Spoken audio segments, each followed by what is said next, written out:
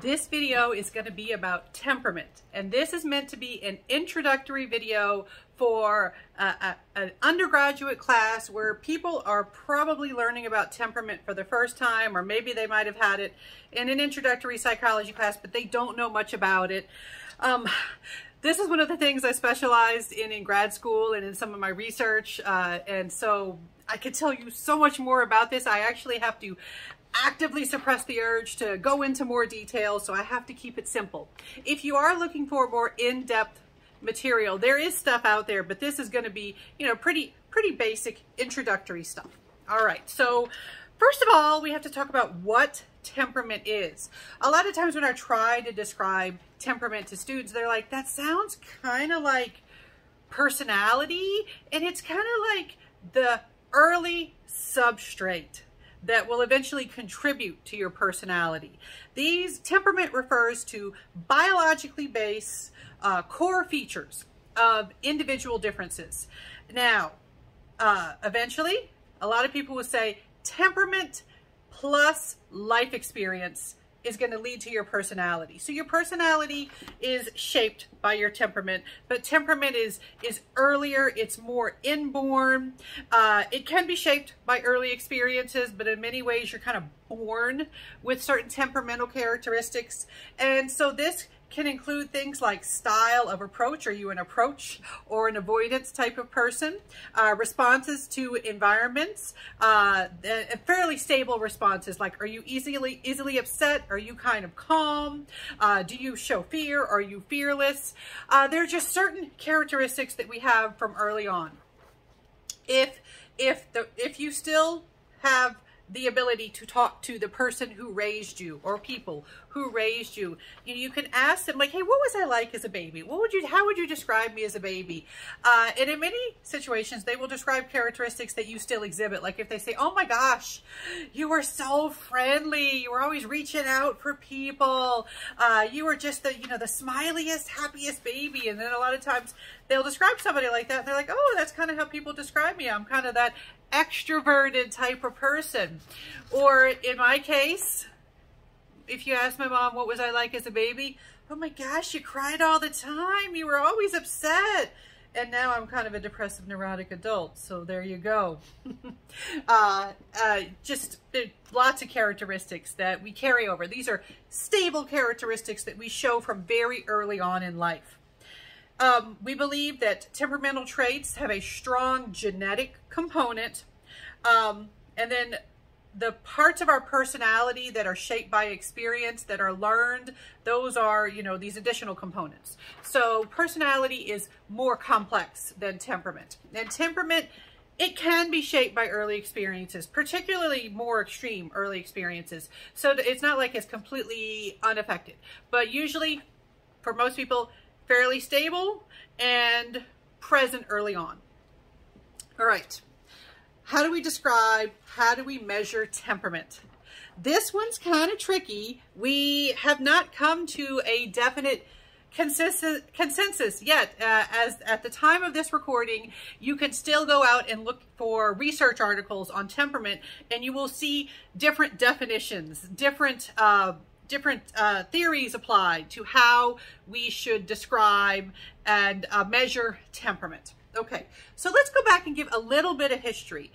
Really, the first studies of temperament that really sort of got things going, got us thinking, were studies conducted by Thomas and Chess. They conducted this big study called the New York Longitudinal Study.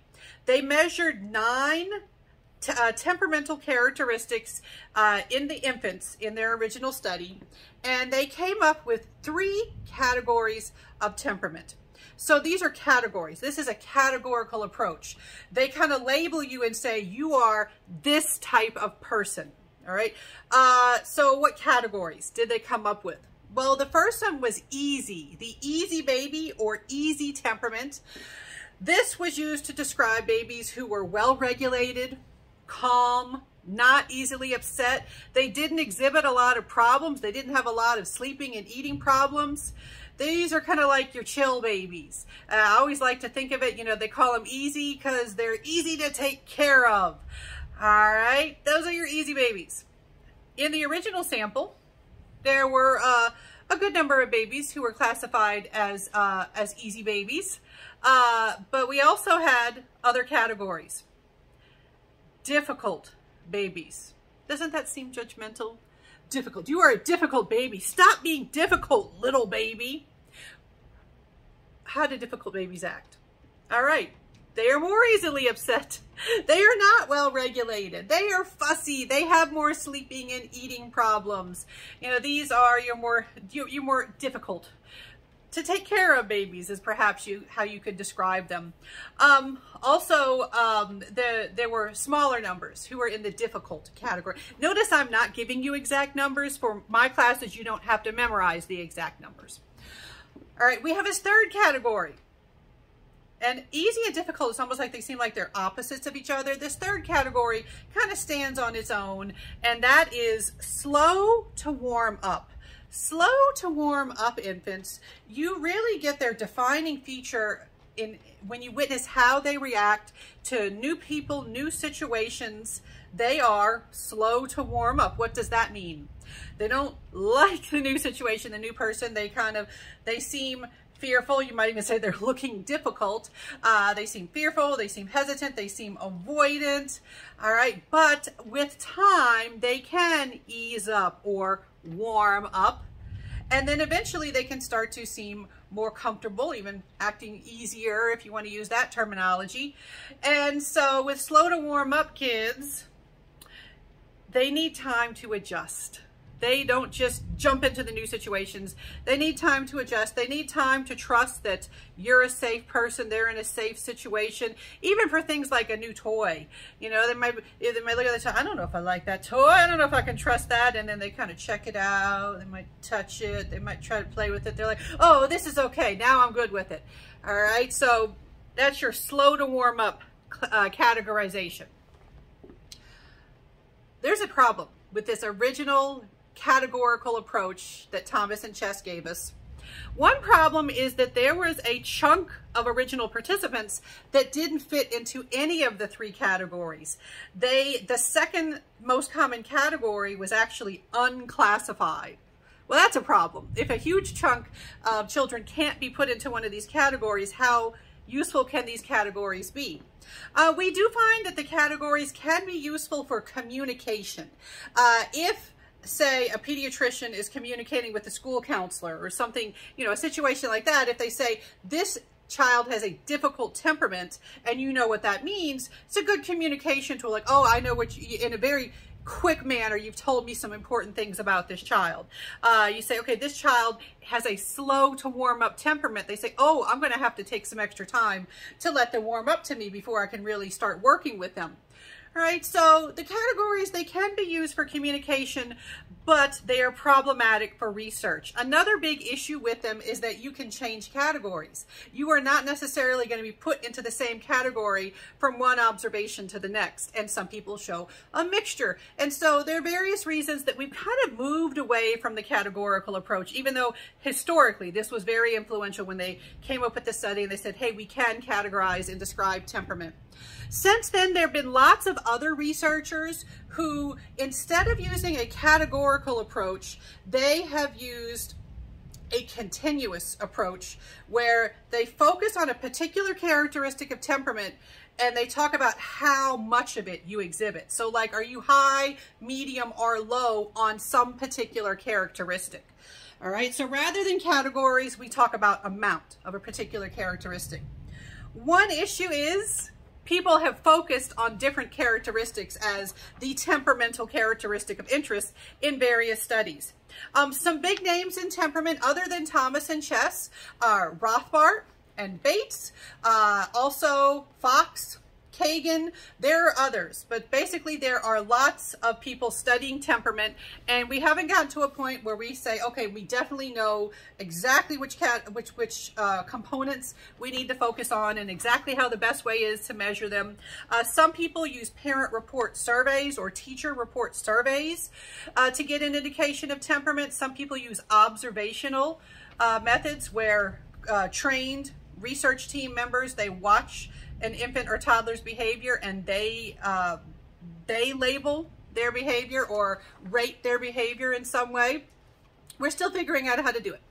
All right, so in general, when you look at research on temperament, one sort of commonality that is emerging is we tend to see that there are probably 3 aspects of temperament that seem to be focused on in a lot of studies. They call them different things, but they seem to be very similar in their descriptions. All right, one of them has to do with mood or emotions or emotionality. And so one of the temperamental characteristics that shows up in a lot of studies is negative emotionality, or sometimes just negative affect or negativity. This has to do with how easily upset you are. Things like fearful, angry, unhappy, mood or emotional expression, frustration tolerance, basically, and we often, in observational studies, we try to get at this type of characteristic by making babies upset, babies and toddlers upset in some way. To give you one example, and I swear, scientists aren't cruel. We don't do this to be mean. We do this to get information, but we'll do things like we'll give a really cool toy to the participant, and then we take it away where they can't reach it and see how they react. You will see that some babies, they're like, oh, I can't reach the toy. Okay, I'll just wait. Whereas other babies are like, get me the toy. All right, they're showing different levels of temperamental negative affectivity or negative emotionality in that situation. Now, we also have something called exuberance, or some people will call it fearlessness, or even positive affectivity or emotionality. But this all seems to revolve around kind of lacking that negative reaction. So more of an approach rather than avoidance reaction. They are active, they are social, they are not shy. You know, the exuberant child is the ones you have to worry about because strange dog enters your yard. They're the ones who are like, Dougie! And you're like, whoa, whoa, whoa, no, no, no, no. Please show some more fear. Whereas those negative mood folks, they're like, ah, which is good because they don't get hurt if it is a dangerous dog. And so, you know, exuberance is kind of like they are those excitable, not so much defined by fear. You know, they're fearless sort of children. All right, now we have a third one that I haven't really talked about, and that is effortful control. Now, effortful control has to do with regulating attention and emotion, and also self-soothing. So if you are high in effortful control, you don't go overboard with getting really upset because you can calm yourself down. You can soothe yourself. You can regulate your emotions. You can wait for things. These are the sorts of things you see with effortful control. Now, effortful control, you can probably guess that there's probably teaching that can contribute to someone's display of effortful control. But we do see that early on, you can see temperamental components. You can see early tendencies towards effortful control. And with these dimensions of temperament, no matter what if you might call them different things, but these 3 general things that we see showing up in lots of studies, we do see that they correlate with later outcomes. They do predict later outcomes. They seem to predict later personality and even achievement. And they are associated with distinct brain patterns and behaviors. All right, now, one thing I'm going to mention. As we are starting to understand our temperament research more, one thing that we are seeing is when we do these predictive studies, sometimes we interpret it as if you have this temperament, you are going to be this type of person, and your temperament makes you a certain type of person. And we're starting to get more and more evidence that things are more complicated than that. One example, and I'm going to link to an outside video that talks about this, to measure self-control, or some people call it willpower. Some people might say you're looking at effortful control. One test of early control, or being able to wait for things, is this thing called the marshmallow test. You tell a child, hey, I've got a marshmallow for you. By the way, you have to check and make sure they like marshmallows. They call it the marshmallow test because a reporter who observed it, they observed on a day where they were using a marshmallow because the child liked marshmallows, but they actually do give, if the child really likes chocolate, they're going to use chocolate, not a marshmallow. I don't like marshmallows. This would not work well for me. But for a child who likes marshmallows, you say you get 1 marshmallow now, or if you wait until I come back, you can get 2 marshmallows. And then they don't come back for a few minutes. It's hard for a child to wait that long. And they see how do they deal with having to wait for the marshmallow. If you can't wait for the marshmallow, that's a sign that you're lower in willpower or self-control or effortful control. And we used to talk about the studies and we say, this predicts how you're gonna do in high school. This predicts so many important things. And a lot of people are like, wow, this effortful control is important. It really predicts, you know, what kind of an adult you're going to become. We actually see, though, that there are a lot of environmental factors that were not considered in the original studies. Things like poverty, experience with food scarcity. If you've ever had to worry about whether you were going to get fed, when food is in front of you, you're more likely to go ahead and eat, because there is no guarantee that that second marshmallow that's been promised is actually going to be given to you. And so you go ahead and eat. All right. It's not because you're low in effortful control. It's that you don't necessarily trust that you're going to get the thing that was promised to you. That's a different thing than a temperamental component. All right, so we are working on how we measure temperament and how we interpret our results from temperamental studies. And like I said, I'm going to link to a video about problems with the marshmallow test.